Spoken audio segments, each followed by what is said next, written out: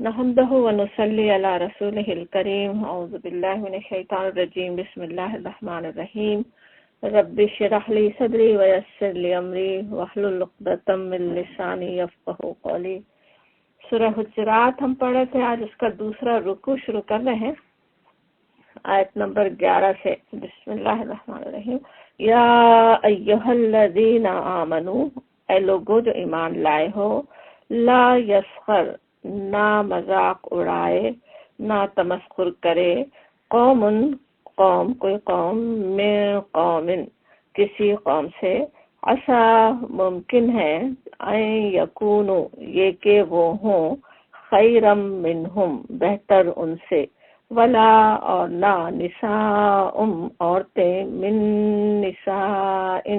عورتوں سے، عسا ممکن ہے، ان یکنہ کہ وہ ہوں، خیرم منہن ان سے بہتر، ولا اور نہ، تلمزو انفسکم، تلمزو تم عیب لگاؤ، انفسکم اپنے آپ کو یعنی ایک دوسرے کو، ولا اور نہیں، تنابزو تم چڑھاؤ یا نام رکھو ایک دوسرے کے، بالالقاب کے لقب دے کر، برے نام نہ دو ایک دوسرے کو، بئس الاسم برا ہے نام، الفسوق کا گناہ ہے یا فسق ہے، تو فسق میں نام پیدا کرنا، بعد الایمان ایمان کے بعد، ومن لم یتب اور جو نہ توبہ کرے، فاولئک پس وہی لوگ ہیں، ہم الظالمون وہ ظالم، وہ ظلم کرنے والے۔ اب یہاں پہ ایک تو پہلی بات وہی خطاب ہو رہا ہے یا ایھا الذین آمنوا سے۔ سورہ حجرات شروع کرتے ہوئے ہم نے یاد کیا تھا کس طرح اس سورت کے 18 آیات میں 5 دفعہ یہ خطاب آتا ہے، بار بار اس خطاب کو یعنی وہ یہ بات یاد دلائی جاتی۔ یا ایھا الذین آمنوا کہنے سے کیا کچھ ہمیں سمجھایا جاتا ہے کہ ایک تو جیسے خاص طور پہ ہمیں پکار کر، ہمیں نام لے کر پکار کے کسی کو بات کہیں تو کیسی اہم ہوتی ہے نا، کہ انسان ضرور اسے پلٹ کر سنے، جواب دے۔ اور پھر ایک بات یہ یاد دلانا کہ اگر ہم اہل ایمان میں سے ہیں تو ہمیں کیا کرنا چاہیے، یعنی جو آگے کا حکم آ رہا ہے وہ ہمارے ایمان کا تقاضا ہے۔ اگر ہم مومن ہیں، اگر ایمان رکھنے والے ہیں تو ہمیں یہ کام کرنا چاہیے، یا یہ کہ ہمیں یہ کام نہیں کرنا چاہیے جس چیز سے بھی آگے منع کیا گیا ہو۔ اب یہ بات یاد دلا کر یا ایھا الذین آمنوا کہہ کر پھر کیا چیز کہی جا رہی ہے، کیا حکم دیا جا رہا ہے؟ نہیں کا حکم ہے، لا نہیں کرو، یسخر قوم من قوم کوئی مذاق اڑائے قوم کسی قوم کا۔ اب یہاں پہ بلکہ اس پوری آیت میں جن چیزوں سے روکا گیا، جن باتوں سے روکا گیا، وہ اصل میں تو کیسی وہ باتیں ہیں جو انسانوں کے، مسلمانوں کے، مومنین کے آپس میں جو اخوت کا جو رشتہ ہے۔ اسے پچھلی آیت تھی جو ہم نے پڑھی تھی، جہاں بات پچھلی دفعہ ختم کی تھی، آیت نمبر 10 میں کہا گیا تھا نا، انما المؤمنون اخوۃ، کہ مومن آپس میں بھائی بھائی ہیں۔ تو وہ اخوت کے رشتے کو، بلکہ اس سے آگے بڑھ کر انسانی تعلقات کو بگاڑنے والی باتیں ہیں۔ دیکھنے میں اگر جو چھوٹی بھی نظر آ رہی ہوتی ہیں، ان باتوں کو انسان جب خود کر رہا ہو، وہ کام جب خود کر رہا ہو تو سکتا ہے اسے کوئی اتنی زیادہ بڑی بات نہیں لگے، چھوٹی سی بات ہے، تھوڑی سی دیر کا مزہ کر رہا ہے، تھوڑی سی کچھ اپنا اندر کا غصہ نکال رہا ہے، یا بس ہنسی کر رہا ہے، لیکن وہ چیزیں کیسی ہیں جو انسانوں کے درمیان ان کے تعلقات اور ان کے معاملات میں ایسا زہر گھول دیتے ہیں نا، جو بسا اوقات بڑی دشمنیاں اور بڑے فساد کا باعث تک بن جاتے ہیں۔ آگے بڑھتے بڑھتے کس طرح وہ دشمنیاں بڑھتی ہی رہتی ہیں نا۔ ہمیں پتہ ہے کہ کس طرح اس میں عرب میں قبیلوں کو ہی آپس میں، ہر قبیلہ اپنے آپ کو کچھ سمجھ رہا ہے، دوسرے قبیلوں کو کمتر سمجھ رہا ہے، ان کو نام رکھے جا رہے ہیں، انہیں برا بھلا کہا جا رہا ہے۔ تو کیسی آپس کی رقابتیں بس بڑھتی ہی رہتی تھی، آپس میں کس طرح جھگڑے، لڑائیاں، فساد، خون بہانا چلتا ہی رہتا تھا نا۔ اب اللہ نے اسلام کی نعمت سے ایک دوسرے سے جوڑ دیا، تو اب وہ پہلے والے کام نہ کیے کرو، وہ باتیں اب نہ کرو، وہ حکم دیا جا رہا ہے کہ وہ چیزیں جو دوبارہ سے تمہارے تعلقات کو خراب کر دیں، جو تعلقات میں زہر گھول دیں، ان چیزوں سے منع کیا جا رہا ہے۔ پہلی چیز جس سے روکا گیا وہ ہے لا یسخر قوم من قوم، سخرہ کہتے ہیں مذاق اڑانا۔ سخرہ کے معنی ویسے کسی کو ذلیل کرنا، مغلوب کرنا بھی ہے، تسخیر کرنا ہے، پتہ ہے نا، مسخر کرنا تو کسی کو مغلوب کر دینا. تو سخرہ سے مراد پھر ایسا مذاق اڑانا ہے جس سے کسی کی تحقیر کرنا اور تذلیل کرنا مقصود ہو، کسی کو پٹ ڈاؤن کر رہے ہوں اور کسی کا عیب بیان کر کے مذاق اڑانا. اس میں معرف القرآن میں جو ہے وہ مشہور مفسر، پرانے کسی مفسر قرطبی کو کوٹ کرتے ہوئے لکھتے ہیں کہ اس کے معنی بتانے کے لیے جو سخرہ کے کہ کسی شخص کی تحقیر اور توہین کے لیے اس کی کسی عیب کو اس طرح ذکر کرنا، کسی عیب کا اس طرح ذکر کرنا جس سے لوگ ہنسنے لگے، تو اس کو سخریہ، تمسخر اور استہزاء کہا جاتا ہے. اور یہ جیسے زبان سے ہوتا ہے ایسے ہی ہاتھ پاؤں وغیرہ سے بھی، اس کی نقل اتارنے یا اشارہ کرنے سے بھی ہوتا ہے، یا کسی کی بات سن کر بطور تحقیر ہنسی اڑائی جائے، یا جس شخص کے سامنے اس کا ذکر،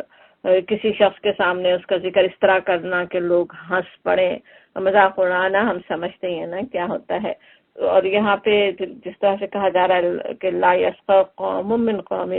قوم دوسری قوم کا یا کچھ لوگ دوسرے کچھ لوگوں کا. قوم یا لوگ کہیں تو اس میں ویسے تو مرد اور عورتیں سبھی شامل ہوتے ہیں نا، لیکن آگے عورتوں کا الگ سے تذکرہ آ رہا ہے. یہاں پہ اس سے پھر مرد مراد لیے گئے یہاں پہ قوم من قوم سے، کیونکہ آگے عورتوں کا ذکر ہے.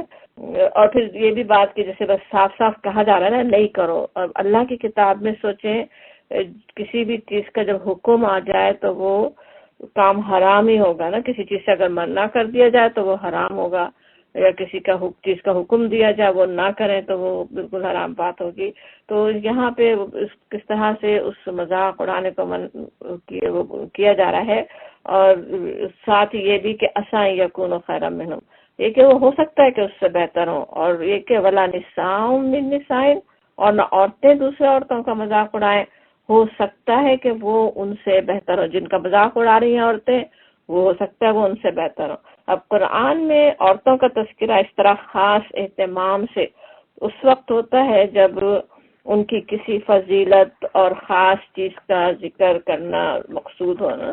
کہ یا انہیں کسی فتنے سے بچانے کے لیے. تو یہاں عورتوں کو بھی خاص طور پر اس فتنے سے بچنے کی جیسے تاکید کے لیے ذکر الگ سے آ رہا ہے نا. اب اس کا یہ مطلب لینا تو مشکل ہے کہ عورتیں زیادہ یہ کام کرتی ہیں، کیونکہ مردوں کو ہی پہلے روکا گیا. ہمیں پتہ ہے کچھ مرد عورتوں سے بھی زیادہ کرنے والے بھی ہو سکتے ہیں، تو لیکن عورتیں بھی شکار ہوتی ہیں اس فتنے کا اور بہت ہوتی ہیں. تو ان کو بھی خاص طور پہ مخاطب کر کے انہیں روکا گیا کہ وہ دوسروں کا مذاق نہ اڑائیں. خاص طور پہ کیسی اللہ تعالیٰ کی رحمت نظر آتی نا ہم بندیوں پر، ہمیں بھی الگ سے مخاطب کر کے اس برائی سے روکنے کا اہتمام کیا گیا. یہاں پہ جو بات جیسے بتائی جا رہی کہ کس طرح وہ ہو سکتا ہے کہ ان سے بہتر ہونا. ہمیں پتہ ہے کہ ابلیس جو ہے وہ خود اپنے کبر کی وجہ سے، اپنے آپ کو بڑا سمجھنے کی وجہ سے راندے درگاہ ہوا، نکالا گیا جنت سے، اس کو نکال دیا گیا، رجیم بن گیا. اور اس نے انسانوں کو گمراہ کرنے کے لیے جو فتنے ایجاد کیے ان میں سے ایک بڑا فتنہ یہ ہے نا کہ اپنے آپ کو کسی نہ کسی لحاظ سے برتر سمجھ لے انسان. اور سوچے جب انسان اپنے آپ کو برتر سمجھے گا تو پھر ظاہر ہے دوسروں کو اپنے مقابلے میں حقیر ہی سمجھے گا نا. شیطان کا تھا نا یہ کہنا، کس طرح سے ہم جہاں واقعات پڑھتے ہیں حضرت آدم علیہ السلام کی پیدائش کے، وہاں شیطان کا قول کیا ہے، انا خیر منہ، میں اس سے بہتر ہوں. ساری مصیبت اس کے اوپر اس وجہ سے آئی تھی کہ وہ انسان کے مقابلے میں اپنے آپ کو بہتر سمجھ رہا تھا، اور اس کی وجہ سے وہ اتنا مغضوب ہوا، اتنا رجیم بنا. اور اب وہ یہ چاہتا ہے کہ وہی چیز ہم انسانوں کے اندر ڈال دینا، کسی نہ کسی لحاظ سے انا خیر منہ، میں بہتر ہوں، دوسرے سے میں بہتر ہوں، دوسرے مجھ سے کم ہے. اور جب انسان سوچے اندر جب سمجھ لے، اپنے آپ کو کوئی چیز سمجھ لے، تو وہ پھر اس کا یہ سمجھنا کہ باتوں سے، اس کے افعال سے، جو کچھ وہ کرتا ہے اس کے رویے سے اس کا اظہار ہو ہی جاتا ہے نا. اور یہی برتری کا احساس جو ہوتا ہے وہ انسانوں میں کیسی کیسی نفرتیں پھیلا دیتا ہے، انسانوں میں تفریق پیدا کر دیتا ہے. اور ان آفتوں سے جسے محفوظ رکھنے کے لیے اللہ تعالیٰ جس نے اپنے فضل سے سوچے ان مومنوں کو پیچھے بھی احساس دلایا گیا تھا کہ کس طرح جاہلیت کی تاریکیوں سے نکالا، ایمان کی روشنی بخشی. اسی سورہ حجرات ہی کی پیچھے آیت نمبر 7 دیکھیں، وہاں پہ کہا گیا تھا نا کہ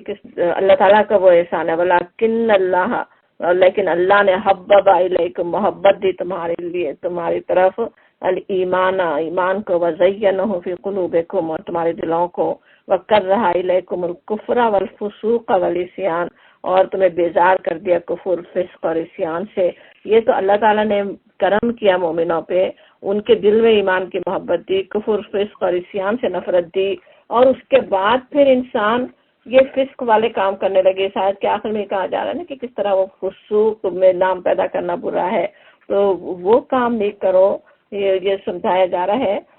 وہی بات کہ کس طرح مومن جب آپس میں، ایک تو بھائی بھائی ہے، اور پھر اس سے پیچھے سورہ فتح میں بھی بتایا گیا تھا اس کے آخری رکوع میں کہ مومن کیسے ہوتے ہیں، رحماء بینہم ہوتے ہیں، آپس میں رحمت کرنے والے ہوتے ہیں، ایک دوسرے کے ساتھ رحمت کا معاملہ کرنے والے ہوتے ہیں، نہ کہ اپنے بھائیوں کو حقیر سمجھ کر ان کا مذاق اڑانے والے. اور یہ کہ مذاق کے لفظ پہ بھی غور کرنے کی ضرورت ہے. مذاق کرنے کی ممانعت نہیں ہے نا، وہ نہیں منع کیا گیا کہ مذاق ہی نہیں کرے. اچھا مذاق جسے سننے والے بھی پسند کریں، دوسرے اسے انجوائے کر سکیں، جس کی وجہ سے مومنوں کے تعلقات آپس میں مضبوط ہوں. کس طرح ہوتا ہے نا، جیسے ایک دوسرے سے جب ہنسی مذاق انسان کرتے ہیں تعلقات بڑھتے ہیں نا، آپس میں کوئی اجنبیت کا پردہ اٹھ جاتا ہے، آئس بریک کرنا جیسے انگلش میں کہتے ہیں، تو وہ ایک پسندیدہ چیز ہے اس طرح کا مذاق. تو ہمیں پتہ ہے کہ نبی صلی اللہ علیہ وسلم اور صحابہ کرام کہ آپس میں اس طرح کے مذاق کی روایات بھی آتی ہیں جن میں نہ کوئی جھوٹ شامل ہوتا تھا، نہ مبالغہ، نہ کسی کی دل آزاری ہوتی تھی نا. لیکن جس چیز سے یہاں منع کیا جا رہا ہے وہ مذاق اڑانا ہے، وہ جو کسی کی تحقیر کرنے کی کوشش کے لیے ہوتا ہے نا، تو کسی کی تحقیر کر کے دوسروں کو ہنسانے کی کوشش اور کسی کا اس طرح سے جو مذاق اڑاتے وقت اصل میں تو کیا ہوتا ہے، کئی برے جذبات انسان کے اندر کام کر رہے ہوتے ہیں نا. حسد کا جذبہ بھی ہو سکتا ہے، رقابت کا، دوسرے کو گرا کر اپنا مقام بنانا. لیکن ایک بات یعنی سب سے زیادہ نمایاں ہوتی ہے وہ یہ کہ مذاق اڑانے والا خود کو کوئی چیز سمجھ رہا ہے، دوسرے کو کمتر. جس چیز میں بھی مذاق اڑائے، سوچیں کسی کو بھی کسی لحاظ سے جو مذاق اڑائیں، کسی کے شکل و صورت کا پر بات کر رہے ہوں، تو ظاہر ہے اپنے آپ کو کوئی بہت ہی خوبصورت سمجھ رہا ہو انسان، تبھی دوسرے کا اڑائے گا نا مذاق. یا کسی کی نادانی اور بے وقوفی کا مذاق بنانے والا اپنے آپ کو کوئی بڑا ہی ذہین اور ہوشیار سمجھ رہا ہے. اسی طرح اور بھی کتنی ایسی چیزیں ہو سکتی ہیں نا. اسی لیے یاد دلایا جا رہا ہے، کہا جا رہا ہے کہ عسیٰ ان یکونوا خیرا منہم، اور عسیٰ ان یکن خیرا منہن، ہو سکتا ہے کہ وہ ان سے بہتر ہوں. تم سمجھ رہے ہو اپنے سے کمتر، لیکن تمہیں نہیں پتا وہ کتنے بہتر ہوں. اور دنیا کے تمام انسان ہم دیکھتے ہیں کہ ایک دوسرے کی طرح ہونے کے باوجود تمام انسان ہی ہیں، ایک جیسے ہاتھ پیر ہیں، ایک جیسے اعضاء ہیں، لیکن اس کے باوجود ایک دوسرے سے کتنے مختلف ہیں. اس میں اتنے چھوٹے سے چہرے پر بھی جس پہ وہی ہر ایک کے پاس 2 آنکھیں، وہ ایک ناک ایک منہ ہو، اور لیکن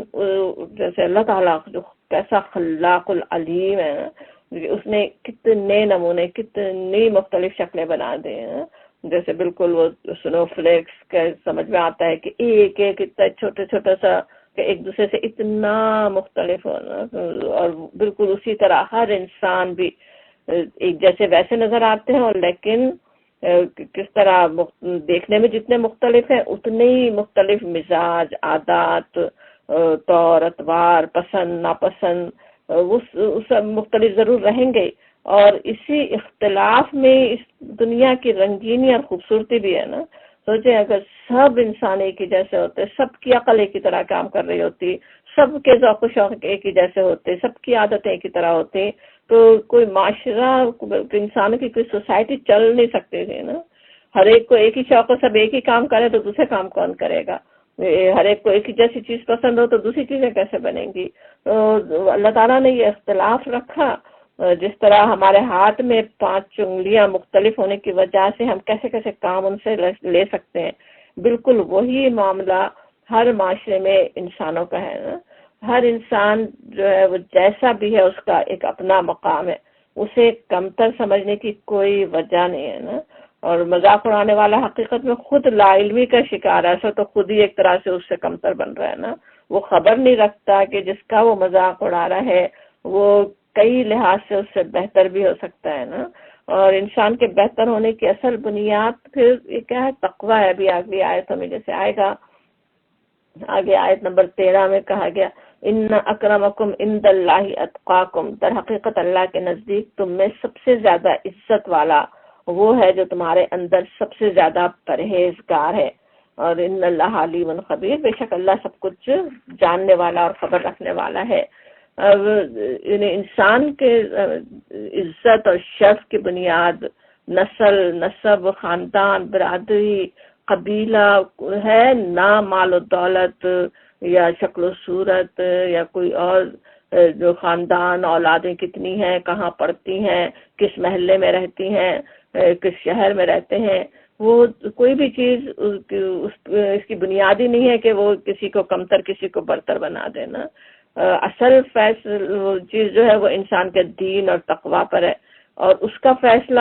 دنیا میں نہیں ہو سکتا، تقوی دل میں ہوتا ہے۔ ہم کس کے دل کے اندر دیکھ سکتے ہیں کتنا تقوی ہے؟ نماز تک بھی پوری جماعت نماز پڑھی، ہمیں نہیں پتا اس میں سے کون ہے کتنے تقوی کے ساتھ پڑھ رہا ہے اور کون بالکل ایک منافق کی نماز پڑھ رہا ہے۔ وہ اللہ تعالیٰ جانتا ہے، اور اس کا فیصلہ اللہ کے پاس ہی ہونا، قیامت کے دن ہی ہوگا کہ کس کا تقوی زیادہ ہے اور وہ اللہ کے نزدیک کتنا اشرف اور اعلیٰ ہے، اور کون ہے جو اللہ کی نظر میں بالکل بے حقیقت ہے۔ تو سوچیں کس طرح سے انسان کیا سمجھ رہا ہوتا ہے اور اصل حقیقت کیا ہوتی ہے نا۔ کہ ویسے اگلا حصہ بھی ہم دیکھ لیں کیا کچھ اس میں کن کن چیزوں سے روکا گیا، تو پھر ہمیں مثالوں سے ہم سمجھ سکتے ہیں کہ کس طرح سے ہمیں کن کن باتوں سے روکنے کی ضرورت ہے۔ اس کے بعد پھر کہا جا رہا ہے یعنی مذاق سے روکنے کے بعد وَلَا تَلْمِزُوا أَنفُسَكُمْ، اور نہ تم عیب لگاؤ اپنے اوپر۔ تلمزو کا جو لفظ ہے لمز ہے نا، لمز کا لفظ سورہ ہمزہ یاد ہوگی، وہاں پہ پڑھتے بھی ہیں ویل لکل ہمزۃ لمزہ، وہاں پہ بھی ویل کا گیا خرابی ہے، کیسی تباہی اللہ کی طرف سے، کیسی جیسے لعنت ہو رہی ہے نا، کہا جا رہا ہے کہ ان کی تباہی ہے جو ہمز اور لمز کرنے والے ہیں۔ اور لمز کے معنی سے ہوتے کسی پر تان کرنا، عیب جوئی، عیب چینی کرنا۔ عیب جوئی کیا ہوتی ہے؟ کسی کے عیب تلاش کرنا، عیب چینی کسی کے عیب بیان کرنا، کسی پر چوٹ کرنا، الزام لگانا، اعتراض کرنا۔ اب یہ جو لمز ہے وہ زبان سے بھی ہو سکتا ہے، کس طرح سے ڈائریکٹ کسی کو کچھ اس کے منہ پر آڑ دلا رہے ہوں، برا کہہ رہے ہوں،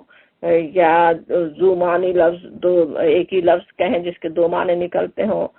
اس طرح سے کہہ رہے ہوں جیسے کوئی پوچھے تو کہے نہیں ہم تو یہ کہہ رہے تھے، لیکن اصل مراد کسی کو پٹ ڈاؤن کرنا ہو دوسرے مطلب سے، یا منہ بنا کر، آنکھیں گھما کر، اشاروں سے، کتنا بہت ذرا سے چہرے کے اوپر بلکہ ایکسپریشن بھی بس اس طرح سے آ جائے نا۔ سوچیں کوئی کسی محفل میں بیٹھی ہوئی ہیں، عورتیں بیٹھی ہیں، اس میں کوئی داخل ہو اور وہ آنکھوں میں ایک دوسرے کو بس صرف دیکھ ہی لیں، کچھ معنی خیز مسکراہٹ کے ساتھ دیکھ لیں، تو کس طرح سے کیا مطلب ہوتا ہے نا، دوسرے کو تو کچھ اور سمجھ رہے ہیں اور اس کی وجہ سے خود اس پہ ہنس رہے ہیں۔ تو یہاں پہ اس سے منع کیا جا رہا ہے نا ایسی سب چیزوں سے کہ کسی کو نہ منہ پہ برا زبان سے کہو، نہ اشارے میں کسی کو تکلیف پہنچاؤ، نہ نقل کر کے یا کسی اور طرح سے۔ اور کہا یہ جا رہا ہے لیکن منع کرتے ہوئے بات جو کہی جا رہی ہے وہ کس طرح سے ہے نا، بڑی سوچنے والی معنی خیز بات ہے۔ لا تلمزوا انفسکم، جس کا انفسکم تمہارے اپنے نفس کو لفظی ترجمہ کیا ہوگا؟ اپنے آپ کو عیب نہ لگاؤ، اپنے نفس کو عیب نہ لگاؤ۔ حالانکہ یہ کہا جا سکتا تھا جس طرح آگے کہا جا رہا ہے نا کہ بعضکم بعضا، ایک دوسرے کے ساتھ ایسا نہیں کرو، ایک دوسرے کو آر مت دلاؤ، ایک دوسرے کو برا نہیں کہو، لیکن اس کے بجائے لا تلمزوا انفسکم کہا گیا۔ تو یہ کہنا کیا اس کا مفہوم ہو سکتا ہے نا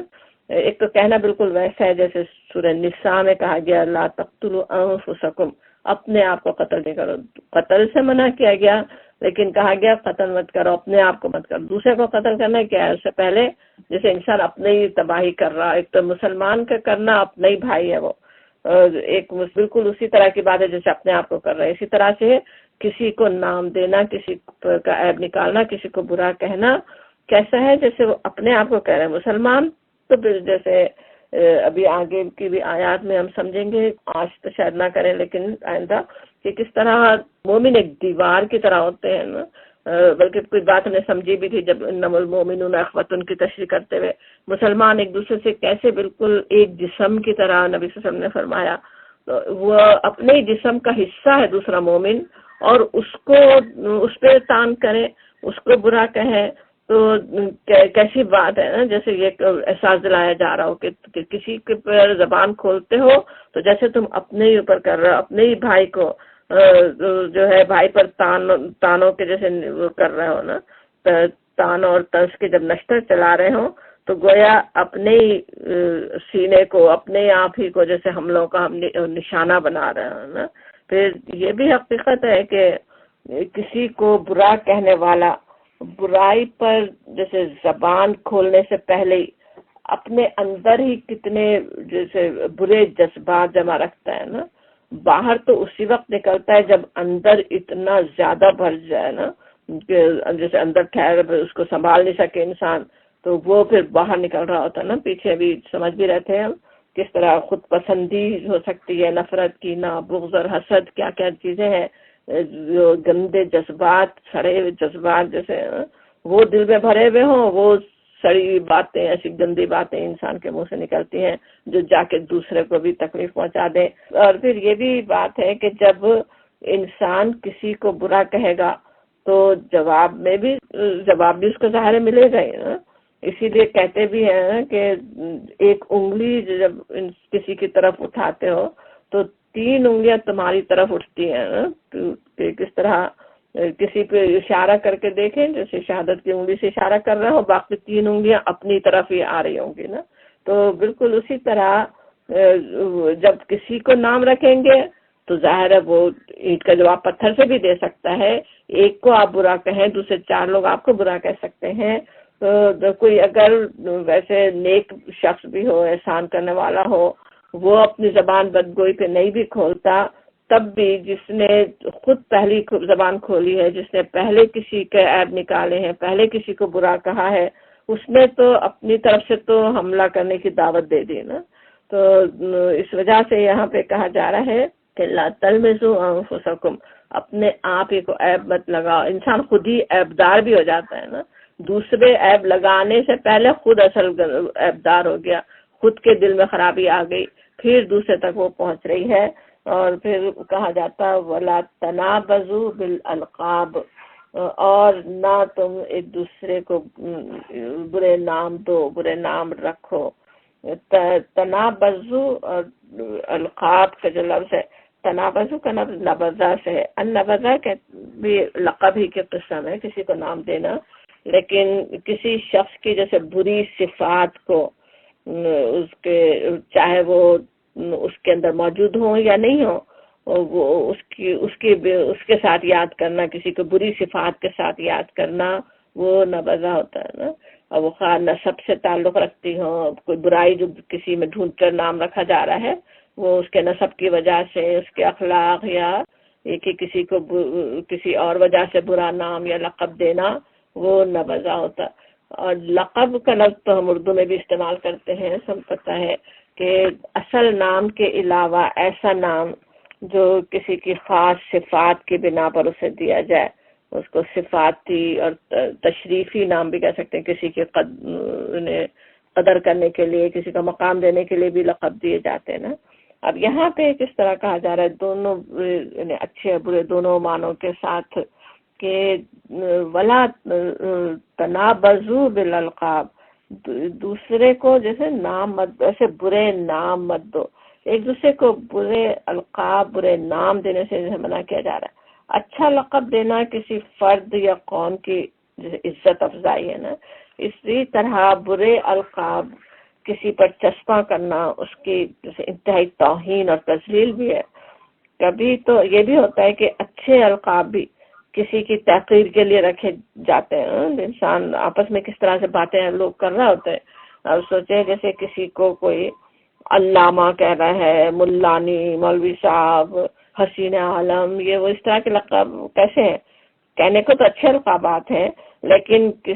کسی کو کس طرح سے دیے جا رہے ہیں اس کی وجہ سے وہ برے بن جاتے ہیں نا۔ وہ تنابز ہو گیا، وہ برا کہنا ہو گیا، برے نام دینا ہو گیا کہ ان کو اس طرح سے بلا رہے ہیں کسی کو پٹ ڈاؤن کرنے کے لیے، کسی کی تحقیر کرنے کے لیے، کسی کو علامہ کہہ رہا ہے اس طرح سے طنز کے ساتھ، تو کیا مطلب ہوتا ہے کہ ہے نہیں علم اور بن رہے ہیں علامہ، یا اسی طرح دوسری چیزیں۔ تو یا پھر جیسے کسی کا مذاق اڑانے، کسی کی چڑ بنانے کے لیے بھی کوئی نام دے دینا جس سے کوئی چڑھتا ہو، ایسے نام دینے کا بھی بڑا ہی رواج ہوتا ہے نا کہ اگر کوئی چڑھنے لگے تو ٹھیک ہے اس کو اسی نام سے پکارنا شروع کر دو، اور کیسے نام جیسے مشہور ہی کر دیے جاتے ہیں نا کہ وہ چھٹکارا نہیں پا سکے اس برے نام سے، اسی سے پکارا جاتا رہے نا۔ وہ اس سے یہاں پہ منع کیا جا رہا ہے کہ ولا تنابزوا بالالقاب، مت دو نام، کسی کو دوسروں کو برے نام مت دو۔ اب یہاں پہ جن تین چیزوں سے دیکھیں اس آیت میں منع کیا گیا مسلمانوں کو، خاص طور پہ ان کا نام لے کے انہیں روکا جا رہا ہے، وہ تینوں خرابیاں اسے ساتھ ساتھ ہی چلتی ہیں نا۔ ان سب کی ابتدا جو ہے وہ اثر دل کے اندر کی خرابیوں اور بیماریوں سے ہوتی ہے۔ اگر ایک انسان سوچے اگر خود ہی ہمبل ہو، اپنی اوقات خود جانتا ہو، اسے پتہ ہو کہ وہ کیسا ہے، دل میں تقویٰ ہے، اللہ کی ناراضی کا ڈر ہے، تو اسے دوسرے اپنے سے حقیر لگ نہیں سکتے ہیں۔ اس میں بہادر شاہ ظفر، مغل آخری بادشاہ تھا نا مغل، اچھے شاعر بھی تھے وہ، تو ان کا بڑا اچھا شعر ہے، کہتے ہیں نہ تھی حال کی جب ہمیں اپنی خبر، رہے دیکھتے اوروں کے عیب و ہنر، پڑی اپنی برائیوں پر جو نظر، تو نگاہ میں کوئی برا نہ رہا۔ کہ جب تک اپنے پتہ نہیں ہوتا خود کیا کیا برائیاں کر رہا ہے انسان، خود کتنے عیب ہیں، تو دوسروں کو جو ہے وہ آرام سے دوسروں کے انسان ڈھونڈتا رہتا ہے کہ اس میں یہ خرابی، اس میں یہ خرابی۔ اگر اپنی برائیوں پہ نگاہ چلی جائے، اپنی برائیاں انسان کو نظر آ جائیں، تب تو کوئی بھی برا نہیں لگے گا کہ سب مجھ سے ہی بہتر ہے نا۔ اب اور پھر اس کے علاوہ ایک تو یہ کہ اپنے آپ کو برتر سمجھنا، تو اپنے آپ کا پتہ نہیں ہونا کہ اس خود میں کیا خرابی ہے، وہ چیزیں انسان سے زبان سے ایسی باتیں نکلواتی ہیں۔ اور یہ بہتر ہونا جو ہے مسلسل ہم سمجھتے بھی آ رہے ہیں، لیکن ایسی تاکید کے ساتھ، وہی بات ابھی ہم شیطان کا قول یاد کر رہے تھے نا خیر منہ، ایک مسلم کی حدیث ہے، ابو ہریرہ رضی اللہ عنہ کی روایت ہے کہ یحسب امری من الشر یحقر اخاہ المسلم، کہ ایک آدمی کے شریر ہونے کے لیے یہی کافی ہے کہ وہ اپنے مسلمان بھائی کو حقیر جانے۔ یعنی شر کافی ہے، وہ سب سے زیادہ شریر ہے، جیسے جو دوسرے کو حقیر سمجھ لے، کسی بھی وجہ سے حقیر سمجھ لے، کسی کو برا سمجھ لے، تو وہ کیسی بات ہے کہ وہ بس اس کے شر کے لیے وہ کافی ہو جائے۔ پھر اس کے علاوہ جیسے پیچھے ہم سمجھ بھی رہتے ہیں، رقابت، حسد، نفرت، یا کسی وجہ سے بغض اور کینہ، یہ سارے جذبات کیسے انسان کے دل کو آلودہ کر دیتے ہیں نا، اور اس کی زبان، اس کے رویے سے، اس کی بات چیت سے بھی ظاہر ہوتے رہتے ہیں۔ یہ سارے جذبے جو ہیں وہ اصل میں تو شیطان کے پسندیدہ جذبے ہیں نا، وہ جو چاہتا ہے انسانوں کو جہنم میں دھکیلنا، جہنم میں اپنے ساتھ لے جانا، وہ اس کے ڈالے ہوئے جذبے ہوتے ہیں نا دل میں، کہ اپنے آپ کو انسان کچھ سمجھے، دوسروں کو برا سمجھے، دوسروں سے نفرت آئے، بغض آئے، ہر ایک کی ہر بات بری لگے، اور وہ یہ چیزیں شیطان کرتا ہے۔ اور سوچے اگر ہم نے خود ہی شیطان کو اجازت دے دی کہ وہ ہمارے دل کو ایسے ہی آلودہ کرتا رہے، اجازت دینا کیسے ہوتا ہے؟ وہی جب وسوسے ڈال رہا ہے، کسی کے لیے دل میں برا خیال ڈال رہا ہے، اس وقت فوراً اس سے پناہ نہیں مانگی، اس کو اپنے سے دور نہیں کر دیا، تو کیا ہوتا ہے؟ اس سے موقع ملتا رہتا ہے نا کہ وہ ڈالتا رہے۔ اسی لیے خاص طور پہ کہا بھی گیا قرآن میں کہ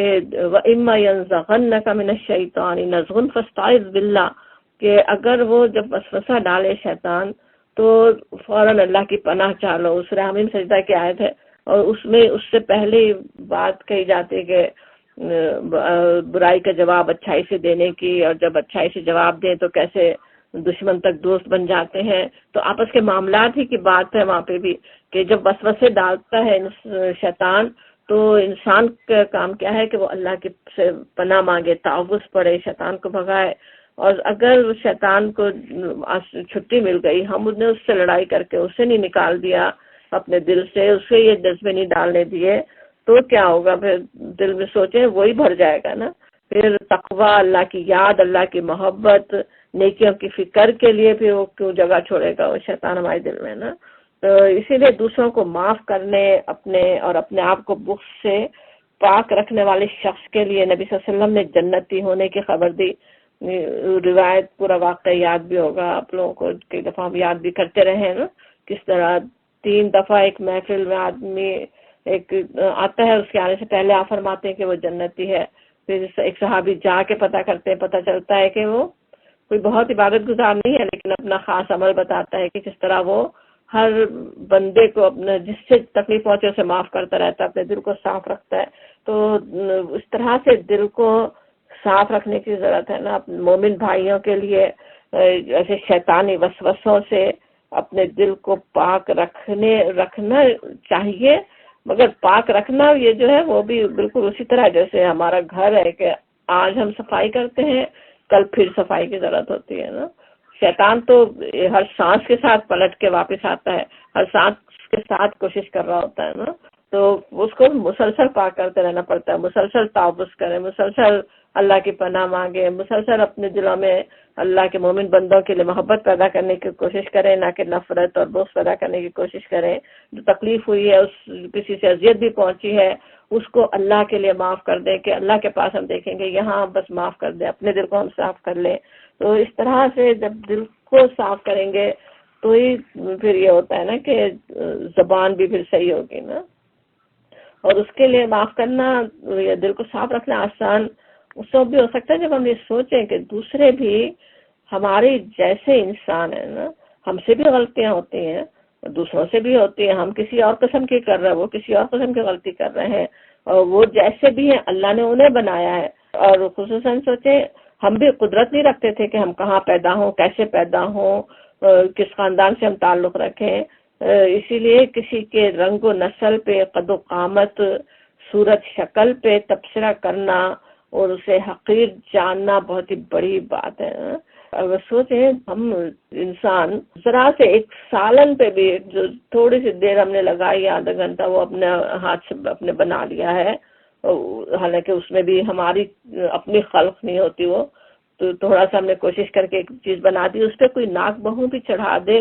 تو کتنا ناپسند ہو، کتنا برا لگے. اور اللہ تعالیٰ کی اتنی بہترین مخلوق، انسان اللہ کی کیسے احسن خلق ہے نا، اس اتنی بہترین مخلوق پر یہ انسان، یہ چھوٹا سا انسان، ایک مٹی سے بنا ہوا انسان نام رکھ دے، جیسے نعوذ باللہ کس طرح اللہ پہ جیسے بات کر رہا ہو نا، کہ اللہ تعالیٰ کی تخلیق پہ وہ کر رہا ہو نا. اسی لیے نبی صلی اللہ علیہ وسلم نے اس کا احساس بھی دلایا کہ مشکات کی حدیث ہے، ام المومنین حضرت عائشہ رضی اللہ عنہ فرماتی ہیں کہ میں نے نبی صلی اللہ علیہ وسلم سے ایک موقع پر کہا کہ جیسے وہ صفیہ کا یہ عیب کہ وہ ایسی ہے اور ایسی ہے کافی ہے، یعنی کہ وہ پستہ قد ہے، یعنی ان کے پستہ قد ہونے پہ آپ نے یہ بات حضرت عائشہ نے کہی. تو آپ صلی اللہ علیہ وسلم نے فرمایا کہ عائشہ تم نے اتنا تلخ لفظ منہ سے نکالا ہے کہ اگر اسے سمندر میں گھول دیا جائے تو پورے سمندر کو تلخ کر دیں. یہ تو مشکات کی حدیث ہے. ویسے دوسری اور بھی روایت ہے جس میں ام سلمہ رضی اللہ عنہ دوسری ام المومنین کے لیے کسی کا یہ قول نقل ہوا کہ ان کے بارے میں آپ نے بات فرمائی تھی، واللہ اعلم. تو لیکن بہرحال یہ سمجھ میں آتا ہے کہ کسی کو صرف اس کے قد کی بنا پہ کہہ دینا کتنی بڑی بات ہے. تو کسی کا مذاق اڑانا، کسی کو طعنہ دینا، کسی کا نام رکھنا کس طرح اکثر جیسے کیا بھی جاتا ہے، اس کی مثالیں سوچیں تو کبھی کسی کو اس کے خاندان کی بنا پر، کسی کی چال ڈھال کی بنا پر، کسی قوم سے تعلق رکھنے کی بنا پر، بلکہ قوموں یہاں پہ بات بھی تھی لا یسخر قوم من قوم، اور قوموں سے بھی کیسے مذاق بن جاتے ہیں نا، پوری کی پوری قوم کا مذاق کا نشانہ بنا لے قوم، کسی کے پٹھان ہونے کی لطیفے ایسے جوک بنائے ہوئے ہوں کہ پاکستانی ہونے کی بنا پہ پھینکی کہہ کے مذاق اڑائیں، قوموں کو آسانی سے نکتے چپٹے کہہ دیں، حبشی کہنا، کسی کے صرف اسکن کلر کی بنا پر، تو کیسا پریجڈس ہے اس میں معاشرے کے اندر ہمارے دیکھیں تو بالکل ہی عام ہے نا وہ بات کہ جیسے کلو کہنا، مجرم ہی سمجھ لینا کسی کو، اور یا پھر کسی سے کوئی گناہ سرزد ہو گیا تھا، وہ معافی مانگ چکا، کچھ اور ہو چکا، اور اس کے باوجود اس کو پھر اسی نام سے یاد کرنا۔ حضرت صفیہ رضی اللہ عنہ کا بھی آتا ہے نا، کسی نے ان کو یہودن کہا تو آپ سخت ناراض ہوئیں، تو کتنی بڑی بات ہے نا کسی کو اس طرح سے کہنا، یا کسی مسلمان کو کافر، فاسق اور منافق کہنا تو بہت ہی بڑی بات ہے۔ ہمیں پتہ ہے کہ کس طرح اللہ کی کتاب میں بھی اللہ تعالیٰ نے کٹر سے کٹر منافقین کو بھی یا ایھا الذین آمنو کہہ کر کے خطاب کیا ہے۔ اللہ کا نبی صلی اللہ علیہ وسلم کا انکار کرنے والے جو تھے، کس طرح یہودی نصرانی بھی، ان کو بھی یا اہل الکتاب، یہ نہیں کہ انکار کرنے والوں ہو یا شرک اور کفر کرنے والوں کو بھی یا ایھا الناس سے مخاطب کیا گیا۔ سورہ کافرون ایک خاص موقع ہے، موقع کے لحاظ سے اس میں ایک بس جگہ آتا ہے نا، یا پھر آخرت کے منظر کہیں دکھایا گیا وہاں پہ کافروں کا خطاب، ورنہ پورے قرآن میں کہیں بھی ایسا نہیں ہے کہ کافر ہو، مشرک ہو یا منافق ہو کا خطاب کیا جائے۔ اور یہی بات ہم بھی زبان پہ نہیں لا سکتے ہیں نا، کسی کو سوچیں اگر خصوصاً کسی کو کافر کہہ دیں، بلکہ حدیث بھی ہے اس طرح کی جو میرے ابھی سامنے نہیں ہے، کہ اگر کوئی کسی کو کافر کہہ رہا ہے تو دونوں میں سے ایک تو ضروری کافر ہے نا، یعنی اگر وہ جس کو کہہ رہا ہے وہ کافر اگر نہیں ہے تو بولنے والا ہی کافر بن جائے، تو اللہ تعالیٰ اس سے پناہ میں رکھے۔ اسی طرح فاسق کسی کو کہنا، منافق کہنا بھی بڑی بات ہے، کسی کے دل کا حال ہم جانتے نہیں ہیں، وہ فیصلے اللہ کے پاس ہونے والے ہیں، اس کی بنا پہ کسی کو یہ کہہ دینا، اور اگر وہ نہیں ہے تو سوچیں خود اس کی لعنت ہم پہ پلٹ پڑے، ہم اس کے بن جائے تو وہ کتنی بری بات ہے۔ تو اور پھر جیسے ہم سمجھ رہے تھے کہ یہ ایسی باتیں زبان پہ جو آتی ہیں وہ کیسی کیسی دل کی بیماریوں کی وجہ سے آتی ہیں، کہ دل میں کسی کے لیے بغض، نفرت ہے، اس کے لیے بھی نبی صلی اللہ علیہ وسلم نے بھی کیسی تاکید کی ہے اس بغض سے بچنے کی۔ ایک ابھی تو وہ ہم نے حدیث ریاض دی کی جو جنتی جس کا آپ نے فرمایا، ایک اور صحیح مسلم کی حدیث ہے، ابو ہریرہ رضی اللہ عنہ کی روایت ہے کہ آپ صلی اللہ علیہ وسلم نے فرمایا کہ ہفتے میں 2 دن پیر اور جمعرات کو لوگوں کے اعمال پیش ہوتے ہیں، تو ہر بندے مومن کی معافی کا فیصلہ کر دیا جاتا ہے، سوائے ان 2 آدمیوں کے جو ایک دوسرے سے کینہ رکھتے ہیں۔ ان کے بارے میں حکم دے دیا جاتا ہے کہ دونوں کو چھوڑے رکھو جب تک کہ یہ آپس میں اس کینے اور باہم دشمنی سے باز نہ آ جائیں۔ تو کتنی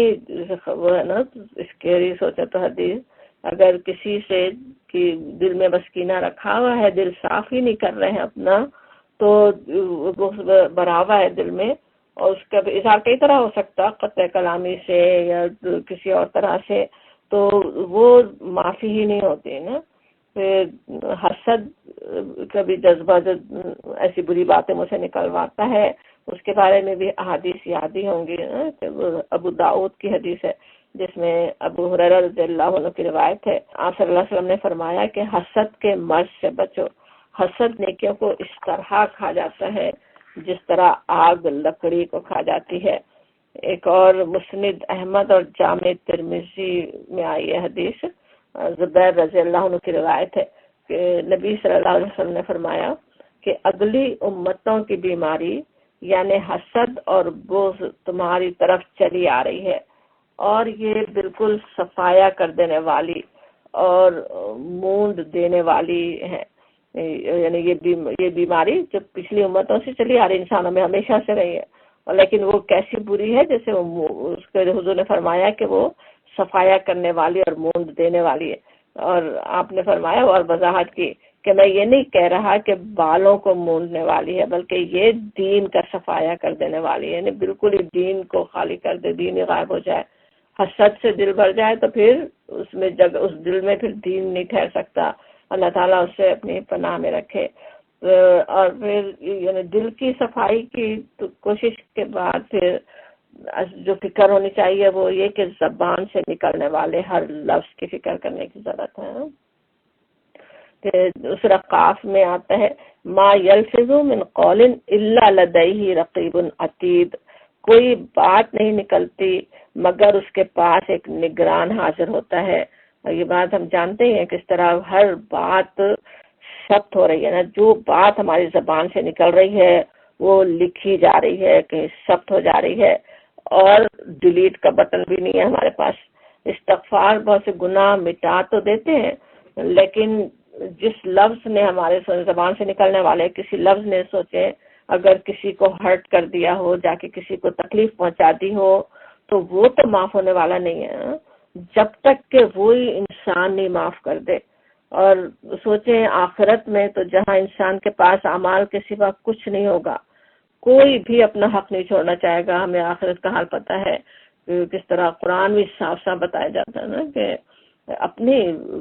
باپ تک بھی، اپنی اولاد کو بھی فدیے میں دینے کو تیار ہو جائے گا، اپنی بیوی، اپنے ماں باپ، اپنے قریبی رشتے دار، اپنے قریبی دوست، ہر ایک کو چاہے گا کہ فدیے میں دے دے خود بچ جائے۔ تو وہاں تو کوئی بھی ایسا نہیں ہے کہ وہ چھوڑ دے۔ یہاں تو پھر بھی محبتیں ایسی ہیں جن کی وجہ سے انسان ایک دوسرے کو معاف کر لیتا ہے۔ یہی معافی کروا لینا وہ آسان کام ہے نا، ورنہ وہاں پر تو پھر کوئی نہیں چھوڑنے والا ہے، اور اللہ تعالیٰ تو پورا پورا انصاف کرنے والا ہے۔ وہاں کسی کو جو تکلیف پہنچی ہوگی ضروری وہاں اس کا بدلہ دیکھنا ہی ہوگا نا۔ اور یہ بھی کہ مذاق اڑانے کا بھی پھر ایک اور طریقہ یہ بھی ہوتا ہے نا کہ کسی کی نقل اتارنا۔ ترمذی میں عائشہ رضی اللہ عنہا کی روایت ہے کہ ما احب ان حدیث احد وان کان دی کذا وکذا، کہ میں کسی کی نقل اتارنا پسند نہیں کرتا اگرچہ مجھے یہ اور یہ دیا جائے۔ نبی صلی اللہ علیہ وسلم نے جیسے اس سے نفرت کا اظہار کیا کہ نقل میں کبھی بھی نہیں پسند کروں، چاہے کچھ بھی دنیا کے حاصل ہو رہا ہو نا۔ پھر یہ کہ کسی کو مصیبت میں دیکھ کر ہنسنا یا خوش ہونا بھی ایک انتہائی بری عادت ہے۔ جامع ترمذی کی ایک حدیث ہے، اسے ویسے غریب سمجھا گیا، یعنی آتھینٹسٹی کے لحاظ سے وہ صحیح اور حسن کے درجے پہ نہیں ہے۔ اسے واصلہ بن الاسقا روایت کرتے ہیں کہ رسول اللہ صلی اللہ علیہ وسلم نے فرمایا کہ تم اپنے کسی بھائی کی مصیبت پر خوشی کا اظہار مت کرو، اگر ایسا کرو گے تو ہو سکتا ہے کہ اللہ اس کو اس مصیبت سے نجات دے دے اور تم کو مبتلا کر دے۔ ایک اور پرانے مفسر قرطبی انہوں نے کچھ روایات نقل کی ہیں کہ سلف صالحین جو تھے وہ کس طرح سے دوسروں کا مذاق اڑانے سے ڈرتے تھے۔ عمرو بن شرحبیل کے بارے میں وہ لکھتے ہیں کہ ان کا قول تھا کہ وہ یہ کہتے تھے کہ اگر کسی شخص کو بکری کے تھنوں سے میں دودھ پیتا ہوا دیکھوں اور اس پر مجھے ہنسی آ جائے تو میں ڈرتا ہوں کہ کہیں میں بھی پھر وہی کام نہ کرنے لگوں۔ اسی طرح عبداللہ بن مسعود رضی اللہ عنہ کا قول بھی انہوں نے لکھا، اگر میں کتے سے بھی استہزاء کروں تو مجھے ڈر ہوتا ہے کہ میں کتا نہ بنا دیا جاؤں، یعنی جانور تک کبھی مذاق اڑانے سے وہ ڈرتے تھے۔ اس سے کس طرح سے پھر سمجھ میں آتا ہے کہ کسی کا مذاق بنانے سے کیسا ڈرنے کی ضرورت ہے۔ ابو داؤد کی ایک حدیث ہے، حارثہ بن وہب رضی اللہ عنہ کا کہنا ہے کہ نبی صلی اللہ علیہ وسلم نے فرمایا لا يدخل الجنت الجواز ولا الجازری، کہ سخت گو اور درست خو آدمی جنت میں نہیں جائے گا۔ کہ انسان اگر زبان ایسی بری زبان نکالتا ہو، کسی کو برا بھلا کہنے والا ہو تو اس کو جنت میں نہیں جائے گا۔ اور ایک مسلم کی حدیث ہے کہ عائشہ رضی اللہ عنہ کی روایت کہ اللہ تعالی، جس میں نبی صلی اللہ علیہ وسلم نے فرمایا کہ اللہ تعالیٰ خود مہربان ہے اور نرمی اور مہربانی کرنا اسے محبوب ہے، اور نرمی پر وہ اتنا دیتا ہے جتنا کہ درستی اور سختی پر نہیں دیتا۔ یعنی اللہ تعالیٰ بھی اپنی بہت نرمی کرنے والا، رحمت فرمانے والا ہے، اور ویسے ہی برتاؤ اللہ تعالیٰ بندوں کے لیے پسند کرتا ہے نا کہ وہ ایک دوسرے سے کریں، اور اس کا بدلہ خوب دینے والا بھی ہے۔ اور اس کے مقابلے میں درستی سختی کرنے والے ہوں تو ظاہر ہے رحمت سے اپنے آپ کو انسان محروم ہی کرے گا نا۔ حدیث بھی ہے، بلکہ مسلم کی حدیث ہے، جریر رضی اللہ عنہ کی روایت،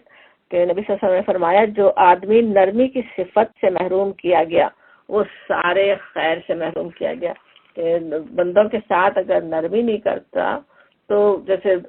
اسے کتنی بڑے خیر سے محروم ہو گیا۔ اس میں سورہ طٰہٰ میں جہاں موسیٰ علیہ السلام کا واقعہ آتا ہے، موسیٰ علیہ السلام ان کے بھائی ہارون دونوں کو مخاطب کر کے فرمایا گیا کہ جاؤ اس کے پاس، فرعون کے پاس جاؤ، اور کہا گیا فَقُولَا لَهُ قَوْلًا لَيِّنًا لَعَلَّهُ يَتَذَكَّرُ أَوْ يَخْشَىٰ، کہ اس سے کہو قَوْلًا لَيِّنًا، لَيِّن کیا ہوتا ہے؟ نرم بات، بالکل نرمی سے بات کرو، شاید کہ اس کو ہدایت پکڑے اور ڈرے۔ تو فرعون جیسا متکبر، ایسا کٹا کافر، اتنا ظالم انسان، اس سے بھی جا کے بات نرمی سے کرو تو سوچیں کہ یعنی ایسے بڑے کافر تک سے جب کرنا ہو تو اپنے مومن بھائیوں سے، عام انسانوں سے، شریف انسانوں سے انسان کیسے اس کے دشت مزاجی سے بات کر سکتا ہے، بدگوئی پہ اتر سکتا ہے، اور اس سے کتنا ہمیں جیسے ڈرنے کی بھی ضرورت ہے نا۔ مذاق اڑانے کا سے جو بات یہاں پہ تو صاف صاف منع ہی کیا گیا ہے، لیکن اللہ تعالیٰ کو کیسا سخت ناپسند ہے، جیسے سورہ مطففین میں آتا کہ وہ جو ہے کفار جو ہے وہ کیسے مذاق اڑاتے ہیں نا،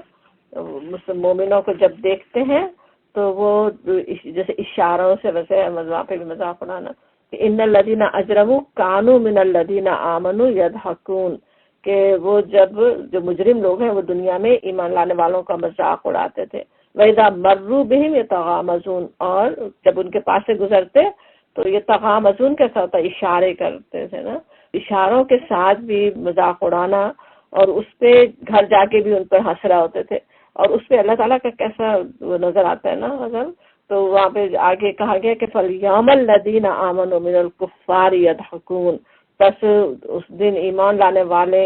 کفار کا مذاق اڑا رہے ہوں گے نا۔ آج کے دن میں قیامت کے دن جو ہے وہ کفار پر مسلمان ہنس رہے ہوں گے، عَلَى الْأَرَائِكِ يَنظُرُونَ، اوپر مسندوں پہ بیٹھے ان کا حال دیکھ رہے ہوں گے، هَلْ ثُوِّبَ الْكُفَّارُ مَا كَانُوا يَفْعَلُونَ، کہ مل گیا نہ کافروں کو ان کی حرکتوں کا ثواب جو وہ کیا کرتے تھے۔ تو دنیا میں جن کا مذاق اڑاتے تھے وہ وہاں ان کا مذاق اڑا رہے ہوں گے۔ اللہ تعالیٰ اس سے پناہ میں رکھے۔ یہاں انسان اپنے زبان کو کنٹرول کر لے تاکہ وہاں پہ انشاءاللہ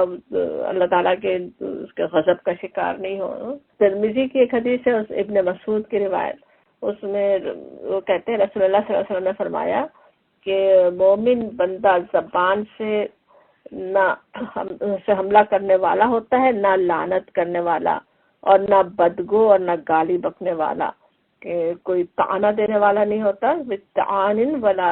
لعان، کوئی لعنت نہیں کرتا، اور یہ کہ کوئی بری بات، کوئی گالی اپنے مومن کو نہیں دیتا، ایک مومن کو جیسے زیب ہی نہیں دیتا نا کہ وہ اس طرح کی بات کرے۔ ایک دفعہ واقعہ بھی آتا ہے کہ نبی صلی اللہ علیہ وسلم، منافقین بھی ہوتے تھے نا نبی صلی اللہ علیہ وسلم سے ملنے کے لیے، جیسے کوئی آیا اور آپ سے فرماتا ہے کہ السلام علیکم، السلام علیکم کہنا کیا ہوتا ہے؟ ایک گالی کی طرح ہے نا، جس کا مطلب ہوتا ہے تم کو موت آئے، تو السلام علیکم کہنے کے بجائے شرارت سے وہ السلام علیکم کہتا ہے۔ تو حضرت عائشہ رضی اللہ عنہا وہ سمجھ جاتی ہیں کہ وہ کیا کہہ رہا ہے نا، تو جواب میں فرمایا کہ تم ہی کو آئے اور تم پر خدا کی لعنت ہو اور اس کا غضب ہو۔ تو رسول صلی اللہ علیہ وسلم نے حضرت عائشہ کو سے ارشاد فرمایا کہ زبان کو روکو، نرمی کا رویہ اختیار کرو، اور سختی اور بد زبانی سے اپنے آپ کو بچاؤ۔ دوسرا شخص منافق ہے، ایسی بری بات اللہ کے نبی کے لیے کہہ رہا ہے، لیکن اس سے بھی اگر تھوڑا سا سختی سے جواب حضرت عائشہ دیتی ہیں، آپ حضرت عائشہ کو روکتے ہیں نا، صحیح بخاری کی حدیث ہے کہ اپنی زبان کو روکو، نرمی کا رویہ اختیار کرو، تو اسے سمجھ میں آتا ہے کتنا زیادہ زبان کو روکنے کی ضرورت ہے نا، نرمی کرنے کی ضرورت ہے. اس کے وہ بھی حدیث یاد ہی ہوگی زبان کی حفاظت کے بارے میں. زبان کے حفاظت کے بارے میں تو کئی احادیث ہے نا کہ نبی صلی اللہ علیہ وسلم نے فرمایا کہ میں جنت کی ضمانت دیتا ہوں اگر تم زبان کی حفاظت کرو، زبان کی اور شرمگاہ کی حفاظت کرو. اور لیکن وہ حدیث بھی یاد ہوگی جس میں آپ نے فرمایا کہ جانتے ہو کہ کون میری امت کا مفلس کون ہے. تو بلکہ مسلم کی حدیث ابو ہریرہ رضی اللہ عنہ کی روایت، آپ نے فرمایا کہ کیا تم جانتے ہو کہ دیوالیہ اور مفلس کون ہے؟ لوگوں نے کہا مفلس ہمارے ہاں وہ شخص کہلاتا ہے جس کے پاس نہ تو درہم ہو نہ کوئی اور سامان. آپ نے فرمایا میری امت کا مفلس اور دیوالیہ وہ ہے جو قیامت کے دن اپنی نماز، روزے اور زکوٰۃ کے ساتھ اللہ کے پاس حاضر ہوگا، اور اسی کے ساتھ ساتھ اس نے دنیا میں کسی کو گالی دی ہوگی، کسی پر تہمت لگائی ہوگی، کسی کا مال مار کر کھایا ہوگا، کسی کو قتل کیا ہوگا، کسی کو ناحق مارا ہوگا، تو ان تمام مظلوموں میں اس کی نیکیاں بانٹ دی جائیں گی. پھر اگر اس کی نیکیاں ختم ہو گئیں اور مظلوموں کے حقوق باقی رہے تو ان کی غلطیاں اس کے حساب میں ڈال دی جائیں گی، پھر اسے جہنم میں پھینک دیا جائے گا. بڑی بہت ہی زیادہ سوچنے والی، ڈرانے والی حدیث ہے کہ بغیر سوچے سمجھے اتنا آسانی سے بس انسان زبان اپنی ہلا دے، یاد بھی نہ رکھے. دوسرا تو یاد رکھ لے گا جس کو برا لگا ہو، جو ہرٹ ہوا ہو، بولنے والے کو تو یاد بھی نہیں رہتا کہ اس نے کیا کہہ دیا. اور وہ قیامت کے دن جب بس اعمال پاس ہے، کچھ بھی نہیں ہے، اتنی سو ضرورت ہے، وہ اعمال کوئی چھین چھین کے لے جا رہا ہے اور سب اپنی نیکیاں دوسرے کے پاس پہنچ گئی. اللہ نہ کرے کہ جس طرح ہو. یہی انشاءاللہ اپنے ہم زبانوں کی حفاظت بھی کرنے والے ہوں اور اپنی نیکیوں کی حفاظت کرنے والے ہوں. اگر اور جو کچھ ہو گیا اس کے لیے یہی کوشش ہے معافی کروانے کی کہ اللہ دوسرے لوگ ہمیں معاف کر دے. اور پھر اس آیت کے آخر میں کہا جاتا بئس الاسم الفسوق و بعد الایمان، برا ہے نام گناہ میں، فسوق میں، ایمان کے بعد. سمجھ میں آتا ہے کہ یہ سب چیزیں اس میں نام بھی پیدا کر دیتے نا لوگ، کبھی اپنا کسی کے نام بنانے، کسی کے نام رکھنے، کسی کو برے لقب دینے میں کیسے لوگ بڑا جیسے فن ان کا ہو کہ ہر ایک کا وہ مذاق اڑا سکتے ہیں، ہر ایک کو کچھ نام دے سکتے ہیں، کسی کو کچھ نام دیا، کسی کو کچھ نام دیا. کہا جا رہا ہے کہ وہ عیسیٰ کہنا ویسے ہوتا ہے بہت ہی برا، جیسے بری بات ہے کہنا ہوتا ہے نا، تو وہ نام پیدا، اس میں نام پیدا کرنا کیسی بری بات ہے. وہ کہا جا رہا ہے کہ وہ فسوق تک بات پہنچ جائے گی نا، فسق تک. ایمان کے بعد، ایمان لانے کے بعد ایسا نہیں ہو کہ فسق کرو. فسق کتنے جیسے پیچھے ہی ہم نے دیکھا کہ مومنوں کو اللہ تعالیٰ نے کفر، فسق اور عصیان سے نفرت دی،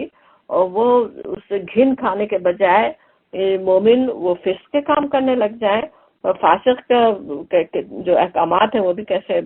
شدید ہیں، اس کی گواہی قبول نہیں ہو سکتی، اس پہ اعتبار نہیں کیا جا سکتا. تو جان بوجھ کے کوئی جو اللہ کی نافرمانی ہے نا، یہ بھی اللہ نے منع کر دیا اللہ کی کتاب میں یہ کام مت کرو، اور جو کرے تو وہ فسق ہوگا. تو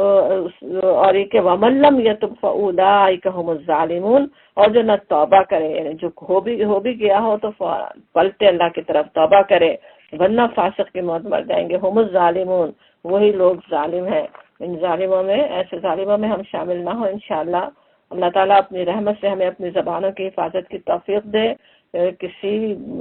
مومن کو ہم سے کوئی تکلیف انشاءاللہ نہ پہنچے، اور یہ کہ ہم اپنی نیکیاں حفاظت کے ساتھ اپنے رب کے پاس لے کر جا سکیں. آمین. وآخر دعوانا الحمدللہ رب العالمین.